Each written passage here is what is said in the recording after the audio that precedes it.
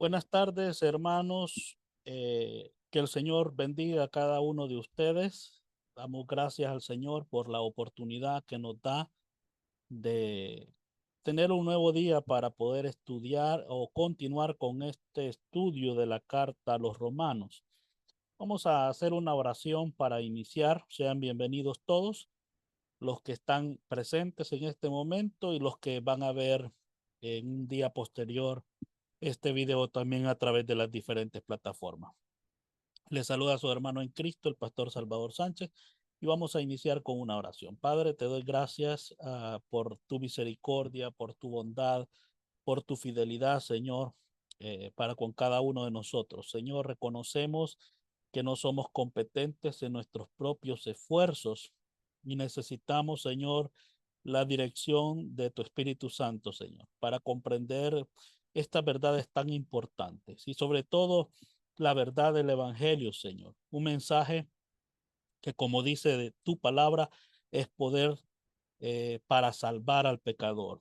Y por lo tanto, uno de los mensajes más atacados hoy en día eh, eh, por Satanás, por el mundo, utilizando a aquellos que pervierten la verdad del Evangelio. Y por eso queremos, Padre, ser bíblicos, pero no podemos hacerlo en nuestra propia capacidad, sino que esto solo es posible si tú nos ayudas, Padre. Te doy gracias por los asistentes y por las personas que van a estudiar con nosotros, Señor, este maravilloso tema. En el nombre de Jesús, amén y amén.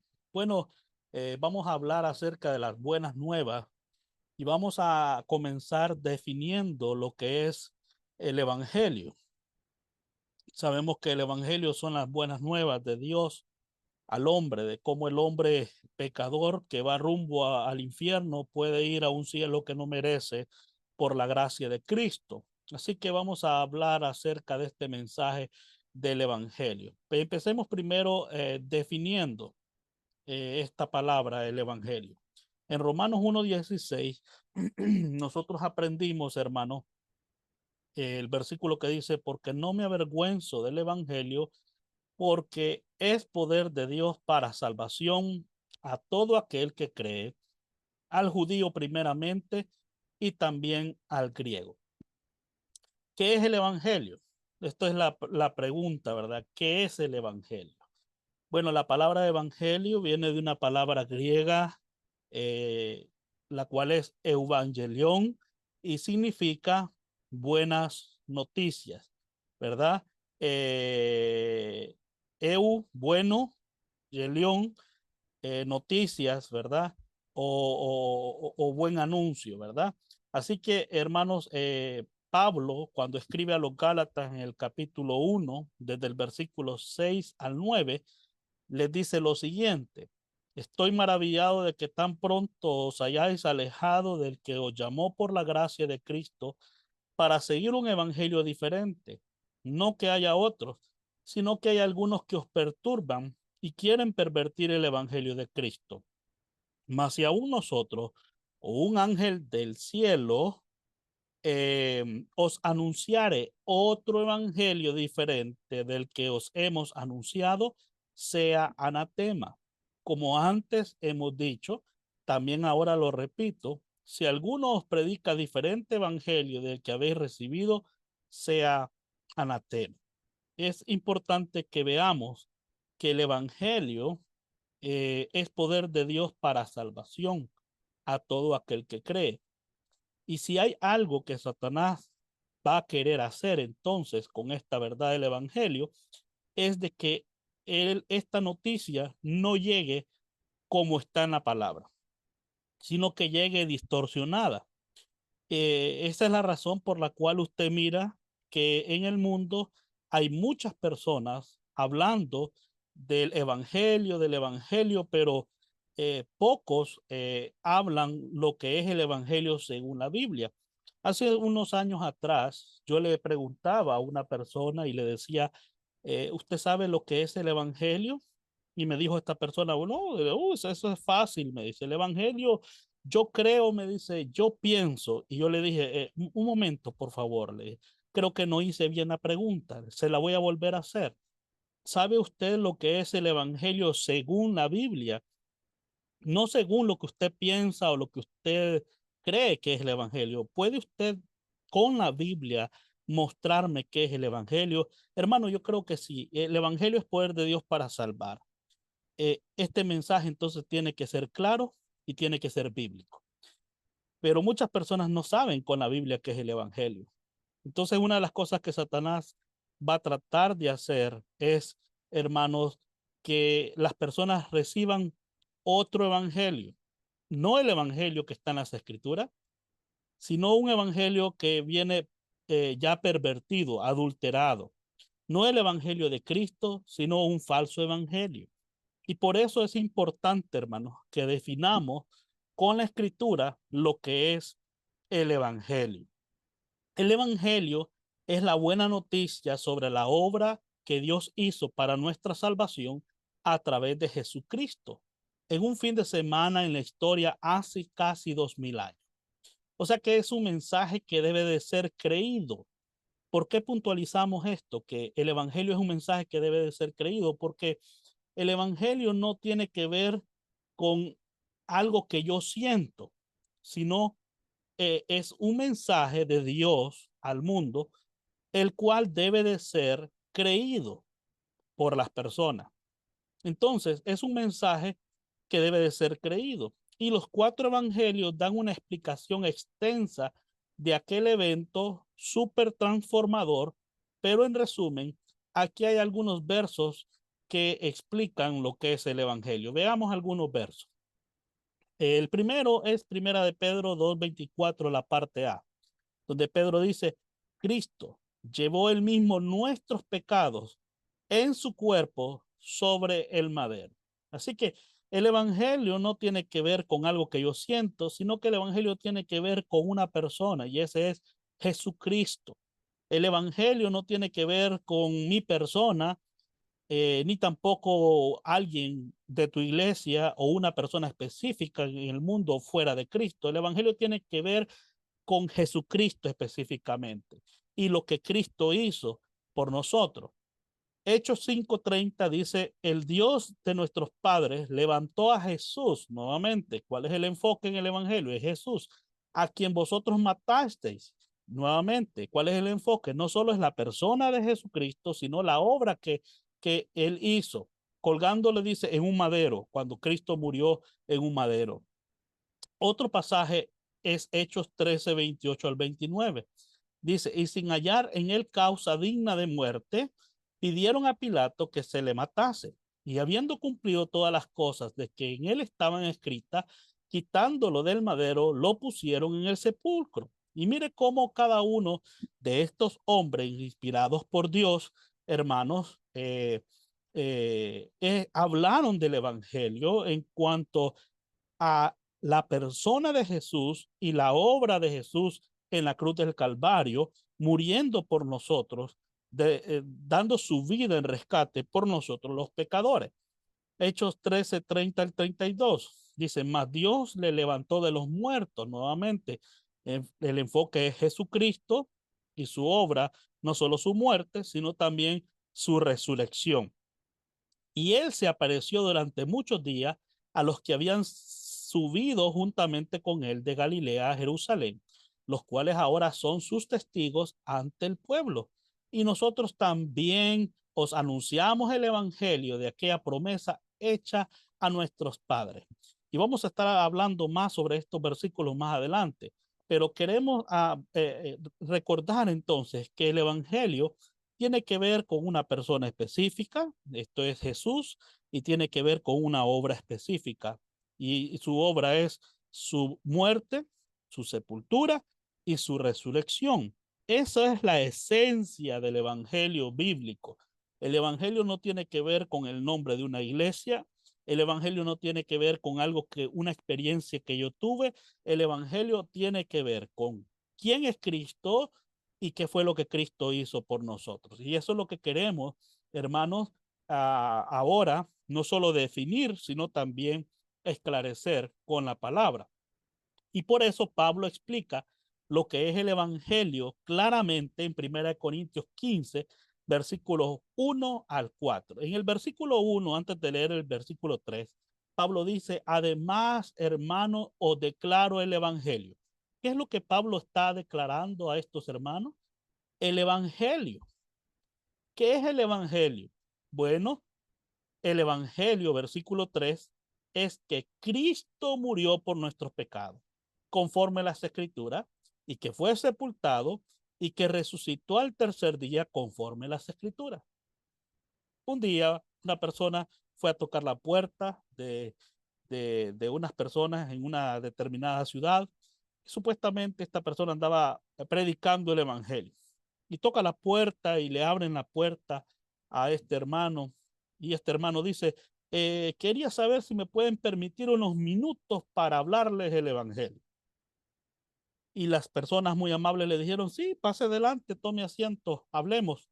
Y ya pasó el hermano, ¿verdad? Y comenzó a decir, bueno, quiero decirles que Dios ha venido para salvarles esta mañana, pero Dios quiere para salvarles que se quiten los aritos, que se quiten los pantalones, que se quiten esto, porque esto no le agrada al Señor. Esto es pecado.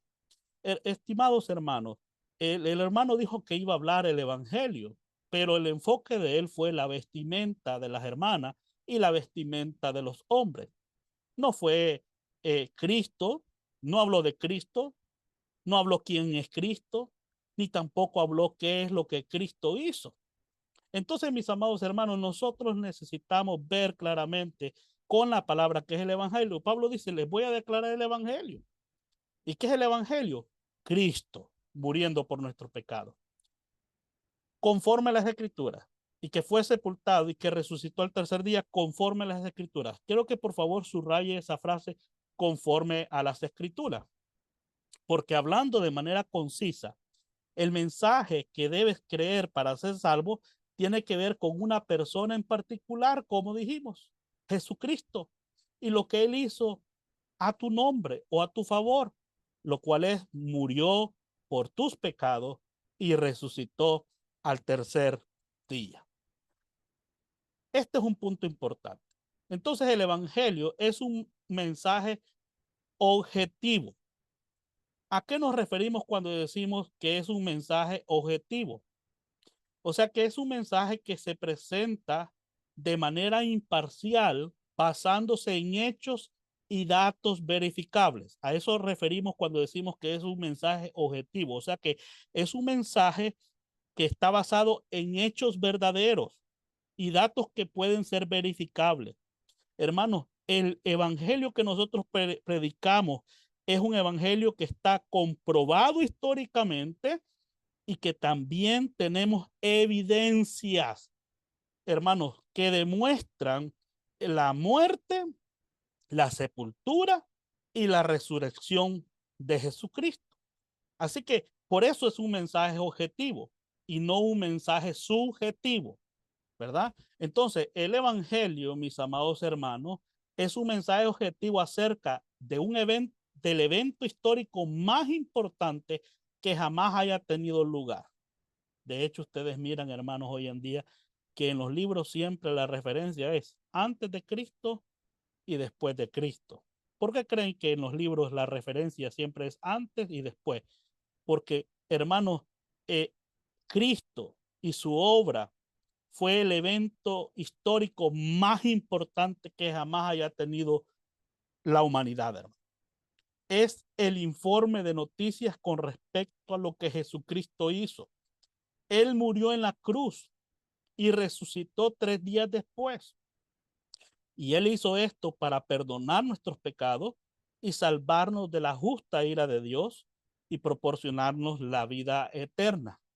Así que el evangelio no es un mensaje subjetivo de procedimientos o un método paso a paso utilizado para llevar a personas a través de un proceso que conduce a la salvación. No es un mensaje, hermano, subjetivo en el sentido de que tiene que ver con pasos que usted tiene que dar para ser salvo. Yo no sé si usted ha visto, hermano, eh, cuando sale uno a evangelizar con los hermanos, a veces uno quiere entregar ciertos tratados para evangelizar. Y hay tratados que aunque parecen muy bonitos, hermano, tengo un problema con esos tratados. Que aunque es muy bonito lo que dicen, tengo un problema con esos tratados. Y el problema es que no son bíblicos. Paso 1 para ser salvo. Paso 2 para ser salvo. Paso 3 para ser salvo. Y le ponen como 10 pasos a la persona para ser salvo. Y del que menos hablan es de Cristo y de lo que Él hizo. También he visto el caso, hermanos, donde hay personas que quieren hacer esos tratados tan simples, pero tan simples, que quieren explicarlo de una manera tan sencilla, que de tan sencillo que lo quieren explicar, sacan a Cristo y sacan la obra de Jesucristo. Entonces no podemos caer en esos dos extremos. Hermano, el mensaje del evangelio no es algo que tiene que ver con procedimientos y pasos. El evangelio tiene que ver con una persona y con la obra que hizo esa persona. Jesucristo, su muerte, sepultura y resurrección. El evangelio no cambia de persona a persona. O sea que el evangelio no es algo que va a depender de cómo cada quien lo interprete. No, hermano, el evangelio bíblico es un relato históricamente verificable, como Dios y trata de, en el hecho de cómo Dios trajo la salvación a la humanidad y la trajo a través de la persona y la obra de Jesucristo. Y es ahí donde queremos enfocarnos ahora a través de este pasaje de 1 Corintios 15, desde el versículo 3 al 11, en, hermano, los elementos esenciales del evangelio. Porque si queremos aprender lo que es el evangelio bíblico, necesitamos ver cuáles son los componentes esenciales del evangelio según las escrituras, y vamos a tomar como referencia 1 Corintios 15, versículo 3 al 11. Bueno, ustedes ven, hermanos, en 1 Corintios, quiero que por favor vayan, hermanos, a este pasaje, tengan sus Biblias a la mano, hermanos, en este momento, y por favor vayan a 1 Corintios 15. Voy a dar unos segundos para que usted pueda, hermanos, buscar su Biblia y vaya a 1 Corintios 15. Y ahí, hermanos, vamos a irnos hasta el versículo 3. Dice, porque primeramente os he enseñado lo que asimismo recibí, que Cristo murió por nuestros pecados conforme a las escrituras. Vamos a subrayar los componentes esenciales descritos aquí en 1 Corintios 15. Primero hablemos de Cristo, ¿verdad? Cristo, hermano, es la persona en quien debes creer para salvación. O sea que el evangelio no tiene que ver contigo. El evangelio no se trata acerca de ti, de tu iglesia, de cómo se llama tu iglesia, de cuán santa es tu iglesia, qué es lo que hacen en tu iglesia. No, el evangelio, cuando tú vas a hablar del evangelio, tú vas a hablar de Cristo. La persona central de este mensaje es Jesucristo. Es en quien toda persona debe de poner su fe solamente si quiere ser salvo, ¿verdad? Vamos a ver estos elementos. Jesús, Jesucristo o Jesús, el Cristo. Este nombre, hermanos, está hablando de dos cosas. Está hablando de la humanidad, pero también está hablando de la deidad de Jesucristo. O sea que Cristo es una referencia a que Él es el Mesías prometido del Antiguo Testamento. Es la persona principal del mensaje del Evangelio. A fin de ser salvo, la fe de una persona entonces debe descansar exclusivamente en Jesucristo. Es interesante que mucha gente dice, hermano, que su fe está puesta en Cristo, pero cuando usted les pregunta qué debe hacer una persona para ser salva, ellos dicen, bueno, debe de creer en Cristo, pero también hay que hacer esto otro. Parece que su fe no está descansando solo en Jesucristo. Así que el evangelio bíblico, hermano, es aquel donde eh, su fe descansa en Jesucristo. La persona debe tener una confianza absoluta en la persona de Jesucristo y la obra que Él hizo. De hecho, la palabra fe en la Biblia, usted la mira en varios versículos y un versículo conocido es San Juan 3:16, ¿verdad? Donde dice, porque de tal manera amó Dios al mundo que ha dado a su Hijo unigénito para que todo aquel que en él cree, esa palabra cree o fe, viene del griego pistis o pisteo, que significa depender en, confiar en. Entonces, la fe de una persona tiene que estar solamente en Jesucristo. Todo el mundo tiene fe. La pregunta es, ¿en quién tiene su fe? ¿Está exclusivamente en Jesucristo? Esa es una buena pregunta, hermano. Cristo o Cristos en el griego es la traducción de la palabra griega Mesías. El término Cristo tiene tanto deidad como humanidad incorporada en su significado. Eh, ¿Y por qué es importante este nombre que se le da a Jesús, Jesucristo o Cristo? Este término, ¿por qué es importante el uso de este término Cristos del griego? Porque, hermano, mucha gente, hermano, cree que Jesús es un hombre. Con eso no hay problema. Pero el problema está en que muchos no creen que Jesús es Dios. ¿Ve? ¿Ve el detalle? Entonces, muchos no tienen problema en reconocer que Él fue un hombre que existió en un determinado tiempo, pero el problema de muchos está en creer que ese hombre que murió en la cruz es Dios también. O sea que Él es 100% hombre, pero 100% Dios al mismo tiempo. Y es por eso que en San Juan 7:41 otros decían, este es el Cristo, pero algunos decían, de Galilea ha de venir el Cristo, de Galilea ha de venir el Mesías que fue prometido en las escrituras del Antiguo Testamento. Esto muestra claramente que muchos no creían que Jesús era el Mesías. De hecho, Nicodemo, ¿se acuerdan cuando se acerca a Jesús? Sabemos que ha venido de Dios como maestro, no como Mesías. Para Nicodemo, él no creía que Jesús era el Mesías. El joven rico también se acerca a Jesús y le dice, maestro bueno, le llama maestro. Y Jesús le dice, ¿por qué me llamas bueno? Bueno solo hay uno y ese es Dios. En otras palabras, Jesús le está diciendo, si tú me llamas bueno y bueno solo es Dios, quiere decir que yo soy Dios. Entonces, hermanos, si vamos a hablar del Evangelio, la gente necesita enfocar, usted necesita hablar de Cristo. ¿De quién es Cristo? Que Jesucristo no es solo un hombre que existió en el mundo. Jesucristo es Dios. Amén. Esto es importante. Bien, Dios predijo que el Cristo sería un ser humano. ¿Cómo lo sabemos? Bueno, en Génesis 3:15 dice que sería de la semilla de la mujer. Leamos Génesis 3:15, dice, y pondré enemistad entre ti y la mujer, entre tu simiente y la simiente suya. Esta te herirá la cabeza y tú le herirás en el calcañar. Simiente o semilla, hermanos, está hablando de que sería un humano, ¿verdad? Nacería como un humano y eso no es problema. Pero también Jesús no solamente es 100% humano, sino que Juan dejó claro en, en el Evangelio de San Juan, capítulo 1, versículo 1, vemos, hermanos, lo que Juan declara acerca del verbo. El verbo era con Dios y el verbo era Dios.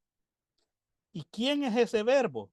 Bueno, el versículo 14 dice, y aquel verbo fue hecho carne y habitó entre nosotros. Y vimos su gloria, gloria como la del unigénito Hijo del Padre, lleno de gracia y de verdad. ¿Quién es el verbo? Según Juan, es aquel que fue hecho carne y que habitó entre nosotros. ¿Y de quién está hablando Juan? Está hablando de Jesucristo, lleno de gracia y de verdad. También, mis amados hermanos, punto D, Dios también predijo que el Cristo sería deidad. O sea, a Jesús se le conoce con el nombre de Emanuel. ¿Y qué significa Emanuel? Dios con nosotros. Ese es un nombre único, hermanos. Podemos saber que Jesucristo es Dios por los nombres que se le atribuyen en las escrituras. Vea lo que dice Isaías 7:14. Dice, por tanto, el Señor mismo dará señal. Y aquí la Virgen concebirá y dará a luz un hijo. Llamará su nombre ¿Cómo? Emanuel. ¿Y qué significa Emanuel? Dios con nosotros. Así fue como fue llamado Jesús. También en el capítulo 9 de Isaías, versículo 6 dice, porque un niño nos es nacido, hijo nos es dado, el principado sobre su hombro y llamará su nombre admirable. Oiga cómo describen a Jesús. Admirable, consejero, Dios fuerte, Padre eterno y príncipe de paz. Este versículo, hermanos, no hay ninguna duda que Jesús es Dios. Usted, las escrituras no llamarían a ningún hombre con estos, no describirían a ningún hombre con estos nombres, que solo son atribuidos a Dios. Admirable, consejero, Dios fuerte, Padre eterno, príncipe de paz. Y en San Juan 8, 23 al 24, dice, y les dijo, vosotros sois de abajo, yo soy de arriba. Vosotros sois de este mundo, yo soy de este mundo, yo no soy de este mundo. Por eso dijo que moriréis en vuestros pecados, porque si no creéis que yo soy, en vuestros pecados moriréis. Miren lo que Jesús les dice. El problema de ustedes no es los pecados. Esto es lo que Jesús le está diciendo a los fariseos. El problema es que ustedes no creen que yo soy. ¿Se acuerdan ustedes cuando Moisés está hablando con Dios en la zarza? Y Moisés le pregunta, y si me preguntan quién eres o quién me envía, ¿qué le voy a decir? ¿Y qué dijo Dios ahí en la zarza? Diles, yo soy. ¿Y qué dijo Jesús aquí? Porque si no creéis que yo soy, en vuestros pecados moriré. En otras palabras, Jesús les está diciendo, si ustedes no creen que yo soy Dios, ustedes van a morir en sus pecados. Entonces el problema es, hermano, el problema es que no creen que Jesús es Dios. Y ese es el problema de muchas religiones hoy en día. Creen que Jesús es un maestro, un profeta, pero no creen que Jesús es Dios. Y por eso es importante ver lo que es el Evangelio según la Biblia. Ahora, dijimos que el Evangelio no solo trata de Jesucristo y quién es Él, que es 100% humano, pero también 100% Dios, sino que también trata el Evangelio con lo que Él hizo. Y estamos hablando de los elementos del Evangelio. Bueno, que Cristo murió, dice 1 Corintios 3, 15, 3 en la parte B. Esto describe la obra de Cristo para nuestra salvación. Hace unos días, yo no sé si esto fue cierto, hermanos, es algo que andaba circulando ahí en algunas noticias en las redes sociales, pero dicen que un presidente de una determinada nación dijo que él iba a salvar a la nación sin la necesidad de morir en una cruz. El comentario, si eso fue cierto, o si ese comentario fue cierto o dicho por esa persona, creo que es un comentario que demuestra o pone en evidencia la ignorancia de por qué Cristo tuvo que morir. De hecho, hermanos, cuando Pablo predica, hermanos, a los griegos estaban muy atentos escuchando el mensaje de Pablo, pero cuando Pablo les habla de la muerte de Jesucristo, muchos griegos dijeron, ¿sabes qué, Pablo? Te escucharemos más tarde. ¿Por qué? Porque para ellos que alguien a través de su muerte pudiera salvar a la humanidad era algo fuera de lo lógico. Sin embargo, vamos a aprender ahorita que el Evangelio, hermanos, no solo es un hecho verificable, sino que también es el mensaje más lógico, hermano, que puede existir. Esto describe entonces la obra. La gente sabe de Cristo, sabe que Jesucristo es el Hijo de Dios, pero no entienden por qué Él murió. Y por eso, hermanos, vamos a hablar de la obra de Cristo a favor de nuestra salvación. Primero, mis amados hermanos, quiero que veamos eh, algunos puntos acerca de la muerte de Jesucristo. Cuando usted escuche la palabra muerte, lo primero que debe de saber que la palabra muerte es separación, significa separación. En la Biblia, muerte no es aniquilación o dejar de existir, sino que siempre que escuche la palabra muerte, piense en la palabra separación. La pregunta es, cuando usted vea un versículo que habla de muerte, la pregunta que usted tiene que hacerse es, ¿de qué muerte? está hablando. Entonces, cuando hablamos de que Cristo murió, estamos hablando que Cristo sufrió en la cruz varios tipos de muerte. Una de ellas es la muerte espiritual por nosotros. Y en la muerte espiritual, Jesucristo fue separado de Dios el Padre cuando tomó nuestro lugar y tomó todos los pecados de la humanidad sobre sí mismo. Vea lo que dice Mateo 27:46. Dice, acerca de la hora novena, creo 3 de la tarde, Jesús clamó a gran voz diciendo, Elí, Elí, lama sabactani. Esto es, Dios mío, ¿por qué me has desamparado? Vea con detenimiento lo que dice este versículo. Aquí estamos hablando de una separación espiritual de Dios, hermanos, donde Jesús está experimentando esta separación con Dios. En Mateo 27:46, hermanos, es la descripción del Salmo 22, 1 al 3, donde dice, Dios mío, ¿por qué me has abandonado? Tan lejos te mantienes que no vienes en mi ayuda ni escuchas mis gritos de dolor. Dios mío, te llamo de día y no me escuchas, te llamo de noche y no me respondes. Entre los dioses tú eres único, tú eres rey, tú mereces que Israel te alabe. Estas fueron las palabras que David dijo en el Salmo 22, versículo 1 al 3. Cuando David está diciendo, Dios mío, ¿por qué me has abandonado? Hermano, es una referencia o una profecía de lo que Jesús diría o experimentaría en cuanto a la muerte espiritual, ¿verdad? Una separación. La razón por la que Jesús dijo estas palabras fue porque estaba experimentando la separación de Dios en la cruz. Cuando fue castigado por el hombre, él no abrió su boca. Oiga lo que estoy diciendo. Cuando fue castigado por el hombre, él no abrió su boca. Pero cuando fue o recibió el castigo por Dios, él clamó a voz en cuello estas palabras. Dios mío, ¿por qué me has abandonado? Jesucristo no podía escapar de la muerte con la que pagaría por nuestro pecado, porque la paga del pecado es la muerte. Esto nos lleva a la siguiente verdad acerca de la muerte de Cristo como pago por nuestros pecados. Pero algo que quería resaltar es que la manera como se refiere Jesús a Dios en este pasaje no es Padre mío, sino Dios mío. ¿Y saben por qué lo llama Dios? Porque en ese momento Dios está como un juez haciendo valer su justicia sobre el pecado o el pecador. En ese momento, él, hermano, está pagando, la paga del pecado es muerte. Y en ese momento está siendo separado por primera vez en toda su existencia. Jesús está experimentando, hermano, una separación con el Dios eterno. Qué interesante. También Cristo sufrió la muerte física. Acuérdense que la palabra muerte es separación y lo hizo en nuestro nombre. Aquí fue separada su alma y su espíritu de su cuerpo. ¿Cómo lo sabemos? Primera de Pedro 2:24 dice, quien llevó él mismo nuestros pecados en su cuerpo sobre el madero.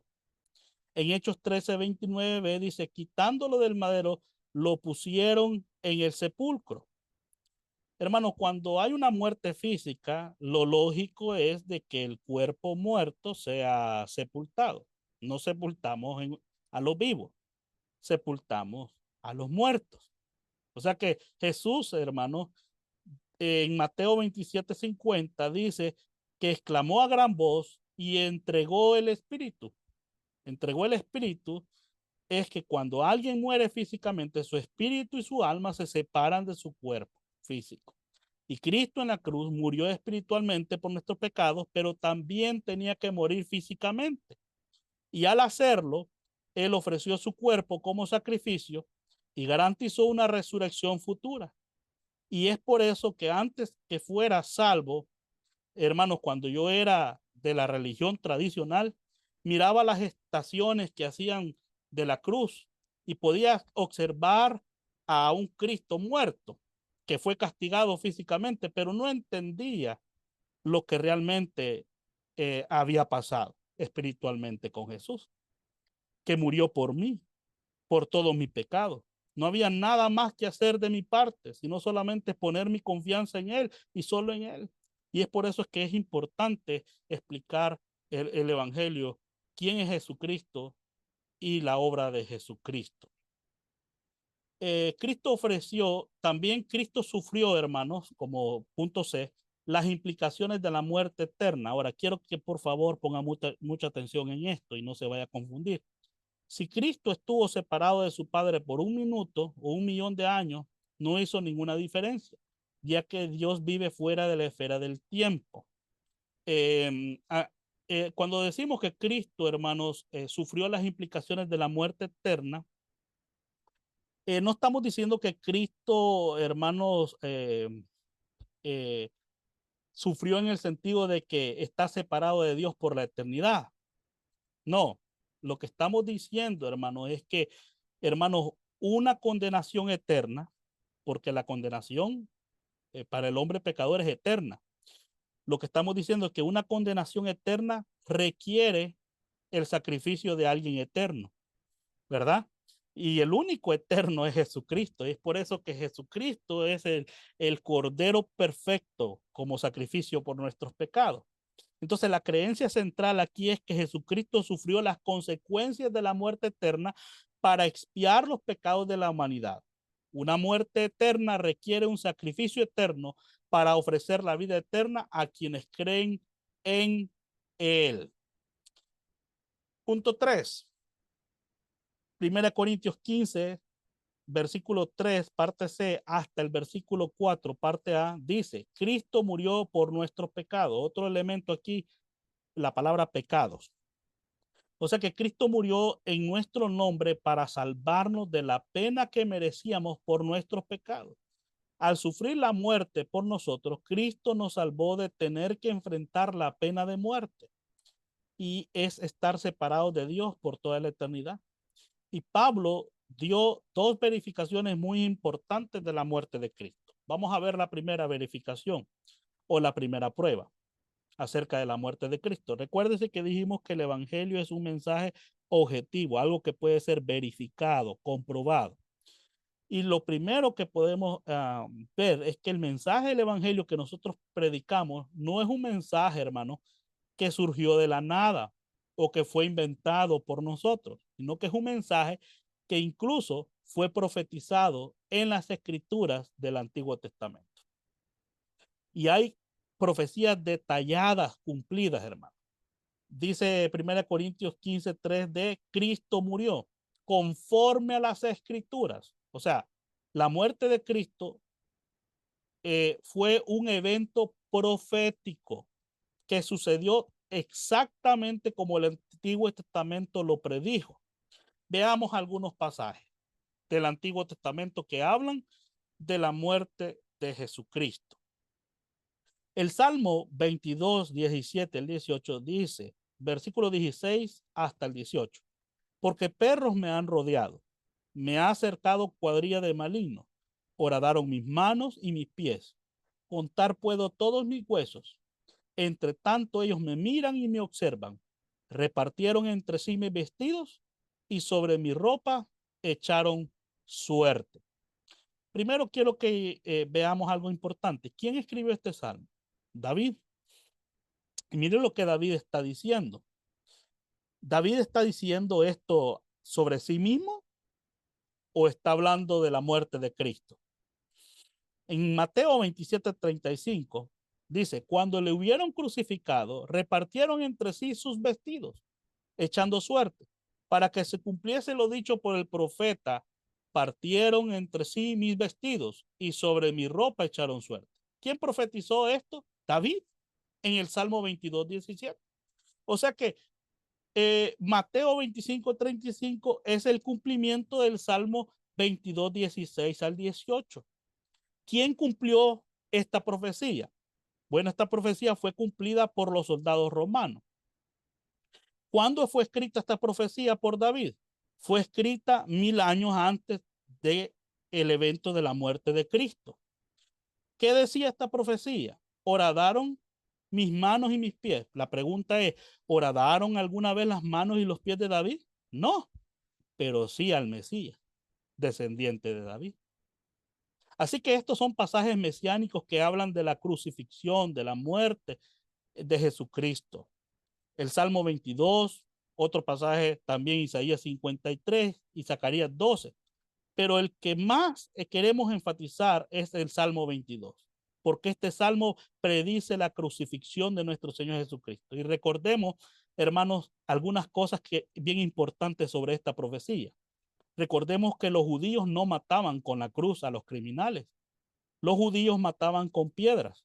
Por eso, en algunos momentos del ministerio de Jesús, los judíos prepararon las piedras para lanzarlas sobre él. Los romanos crucificaban, pero la crucifixión no empezó con los romanos, sino que fue adoptada por otros grupos y culturas. Así que para que David predijera por el Espíritu Santo la crucifixión del Mesías 1000 años antes de que sucediera, tenía que ser un milagro. Y esto, aparte de ser un milagro, también es una prueba, hermano, de que el mensaje que predicamos es verdadero y que ha sido cumplido exactamente como fue predicho 1000 años antes, fue cumplido en Mateo 27:35. Así que las profecías cumplidas, hermano, y así como esa profecía hay muchas. Veamos otra profecía, la sepultura de Cristo. El versículo 4 de 1 Corintios 15 dice, Cristo murió y fue sepultado. O sea que la sepultura de Cristo proporciona pruebas perdurables de su muerte. Hermanos, los vivos no son sepultados. Hechos 13:29 dice, y habiendo cumplido todas las cosas de él estaban escritas, quitándolo del madero, lo pusieron en el sepulcro. ¿Qué está diciendo aquí en Hechos 13? Dice, y habiendo cumplido todas las cosas que de él estaban escritas. Está diciendo que lo que pasaría con Jesús en cuanto a su muerte ya había sido predicho, había sido dicho en las escrituras del Antiguo Testamento. Veamos Isaías 53:9.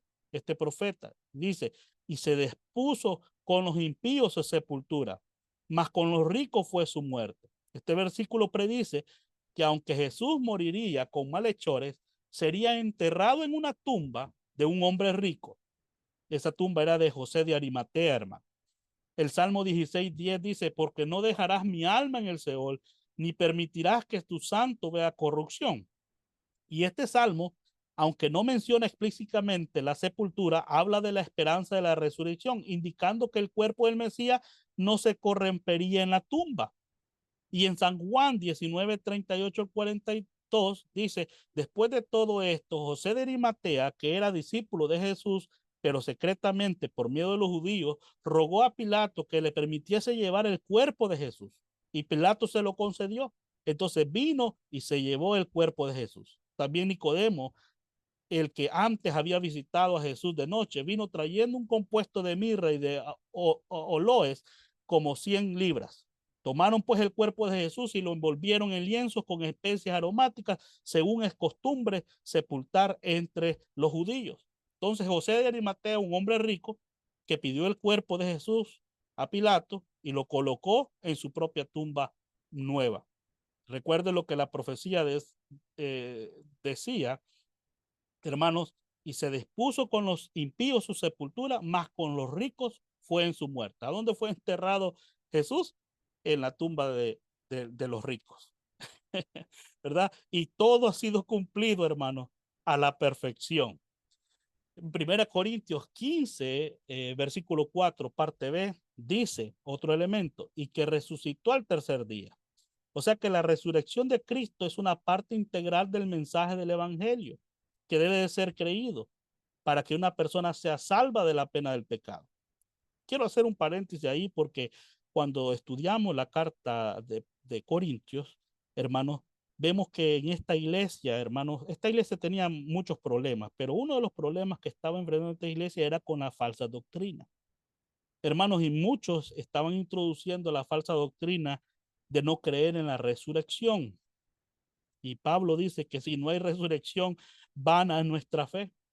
Entonces, vano es que el que prediquemos. el evangelio. Si no creemos, si tú sacas la resurrección del mensaje del evangelio, hermano, no es el evangelio. Por eso es importante explicar la resurrección de Cristo en cuanto al evangelio. La resurrección de Cristo es la parte integral del mensaje del evangelio. Un mensaje que debe ser creído para que una persona pueda ser salva de la pena del pecado. La resurrección, hermano, validó tanto la victoria de Cristo sobre el pecado como sobre la muerte. Pablo proporcionó dos verificaciones importantes para la resurrección. Cuando usted lee Romanos 4, versículo 23 al 25, Pablo dice lo siguiente. Y no solamente con respecto a él se escribió que le fue contada, sino también con respecto a nosotros, a quienes ha de ser contada. Esto es a los que creemos, oiga, a los que creemos en el que levantó de los muertos a Jesús, Señor nuestro, el cual fue entregado por nuestras transgresiones y resucitado para nuestra justificación. No podemos sacar la resurrección del evangelio porque no sería entonces el evangelio bíblico. Pero para creer en la resurrección, una persona le puede decir, pero tú no estuviste ahí. ¿Cómo puedes demostrarme que Cristo resucitó? Bueno, hay varias evidencias. La primera evidencia es la evidencia escritural. Hermanos, las profecías detalladas cumplidas en cuanto a la resurrección de Cristo. En 1 Corintios 15:4 dice, y que resucitó conforme a las escrituras. O sea, tal como las profecías cumplidas con precisión demuestran la validez de la muerte de Cristo, también las profecías cumplidas con precisión también prueban la resurrección de Cristo. Vean en las escrituras del Antiguo Testamento a varios personajes del Antiguo Testamento hablando acerca de la resurrección de Cristo. El primero que quiero traer aquí al estrado como evidencia es Job, capítulo 19, versículo 25 al 26. Quiero dar unos segundos para que usted busque con su Biblia. Job 19, 25 al 26. Mire lo que Job dijo muchos años antes. Mire lo que dijo Job. Yo sé que mi Redentor vive. Y oiga lo que dijo. Y al fin se levantará sobre el polvo. O sea, ¿sabía Job que Jesucristo iba a morir e iba a ser sepultado? Sí. Pero ¿sabía Job que también Jesucristo se levantaría del polvo? Sí. Y dice, y después de deshecha esta mi piel, en mi carne he de ver a Dios.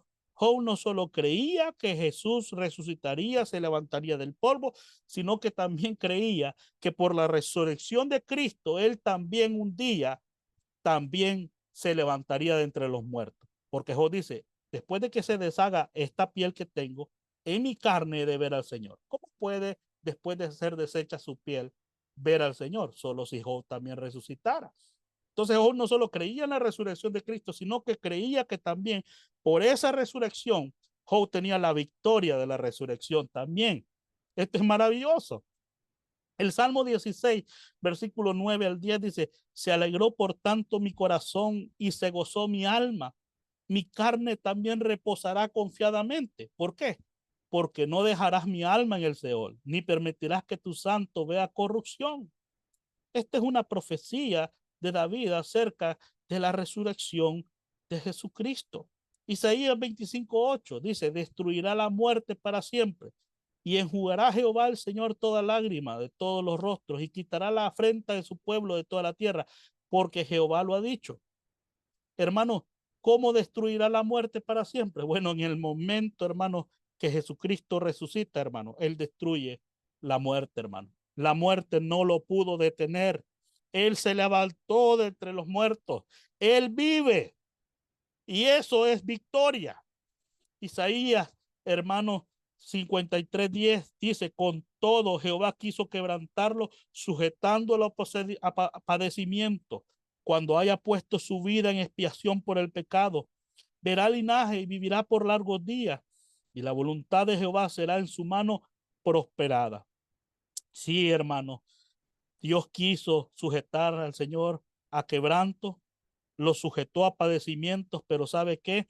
También Dios lo levantó de entre los muertos. Y cuando Él es levantado entre los muertos. Eso demuestra que Él es la expiación perfecta por el pecado. Verá linaje. Bueno, hermanos, esto está hablando de todos los que pondrían la fe en el Señor. Y así como Él vive por largos días, también nosotros viviremos con Él, hermano. Porque Cristo vive, nosotros también vivimos. Y en la voluntad de Jehová será su mano prosperada. Hermanos, la muerte de Cristo, hermanos, es una victoria rotunda, perfecta y completa, hermano. La resurrección de Cristo, perdón. Prueba número 2 de la resurrección de Jesucristo. Bueno, si usted fuera, hermanos, a un juicio y usted quiere ganar el caso en ese juicio, ¿cuántos testigos usted necesita presentar para ganar un caso? Bueno, yo creo que con 2 es más que suficiente, pero permítame mostrarle a usted no 2, no 1, no 2, no 10 testigos, sino más de 500 testigos oculares que comprueban o que son testigos de la resurrección de Jesucristo. Mire lo que Pablo dijo en 1 Corintios 15, desde el versículo 5 hasta el 9. La frase más importante dice, y que apareció. ¿A quiénes apareció? Vamos a ver a quiénes apareció. El primero, a Cefas, versículo 5 del capítulo 15 de 1 Corintios. ¿Quién es Cefas? Pedro, uno de los amigos más íntimos de Jesús, uno de los cristianos más conocidos de todos los tiempos. Vio al Cristo resucitado. Bueno, pero puede decir usted, Pedro. Bueno, sabemos que Pedro fue martirizado porque creyó que Jesús murió por nuestros pecados, pero también porque creyó que Jesús resucitó. Y yo creo que Pedro no estuviera dispuesto a morir si no hubiera creído que Jesús murió y resucitó, hermano. Pedro no daría su vida por un mensaje que no cree. ¿Pero por qué, hermanos? Porque él fue testigo ocular, no solo de la muerte, sino de la resurrección.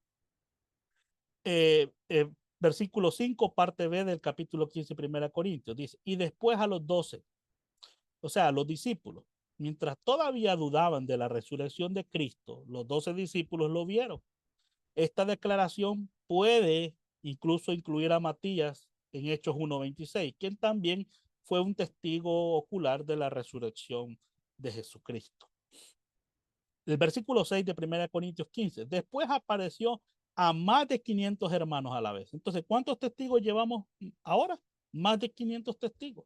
Y dice Pablo, de los cuales muchos aún viven y otros ya duermen. O sea, todavía cuando Pablo estaba escribiendo estas palabras, muchos de esos 500 hermanos o más de 500 hermanos todavía estaban vivos. Cristo se apareció a más de 500 personas, no en diferentes tiempos, sino a la misma vez. ¿Cómo es posible que 500 personas se pongan de acuerdo para mentir cuando estas 500 personas están en diferentes lugares? Por ejemplo, usted mira a Lucas 24, los que van camino a Emaús y hablan con Jesucristo ya resucitado, aunque no lo conocieron al principio, pero al final se dieron cuenta que era Jesús mismo el que estaba hablando con ellos. Ellos iban camino a Emaús, pero otros estaban allá en el aposento, estaban allá y se les aparece Jesús ya resucitado también ellos, a la misma vez. La mayoría de estos testigos todavía estaban con vida en el momento que en 1 Corintios fue escrito y podrían haber sido interrogados para su verificación. Después dice, apareció a Jacob, 1 Corintios 15:7, otro testigo de la resurrección de Jesucristo. El Jacobo, al que se hace referencia aquí, es el medio hermano de Cristo, quien vio a Jesús después de que él resucitó entre los muertos. Habiendo crecido con Jesús, Jacobo podía confirmar o negar fácilmente la identidad de Jesucristo.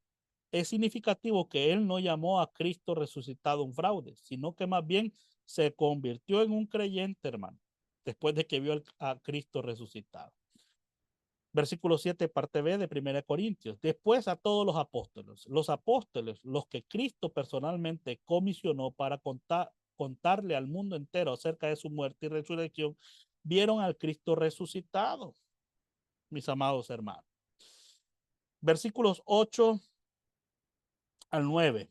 Y al último de todo, como un abortivo me apareció a mí, porque yo soy el más pequeño de los apóstoles, porque no soy digno de ser llamado apóstol, porque perseguía a la iglesia de Dios.